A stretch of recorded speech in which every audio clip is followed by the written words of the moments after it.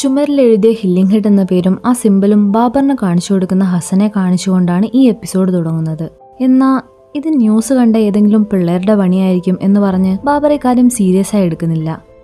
പക്ഷേ ഇത് പിള്ളേരുടെ പണിയൊന്നുമല്ല എന്ന് ഹസന് നല്ല ഉറപ്പുണ്ടായിരുന്നു. അതുകൊണ്ട് തന്നെ ഈ പേര് അവരുടെ ഡാറ്റാബേസിൽ ചെക്ക് ചെയ്യാൻ ഹസൻ പറയാണ്. അങ്ങനെ 1890 റെക്കോർഡിൽ അവർ ആ പേര് കണ്ടെത്തി. Detective inspector Alfred Hillinghead, white chapel.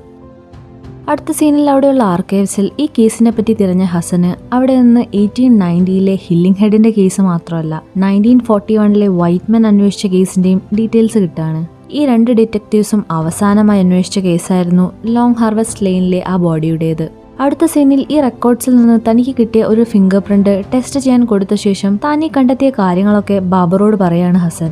ഇതൊക്കെ കേട്ട് ഇതെല്ലാം സത്യമായിരിക്കോ അല്ലെങ്കിൽ ആരെങ്കിലും നമ്മളെ പറ്റിക്കാൻ ചെയ്യുന്നതോ എന്ന് ചോദിച്ച ബാബറോട് അതെന്തായാലും പെട്ടെന്ന് കണ്ടുപിടിക്കണം എന്ന് ഹസൻ പറയാണ്.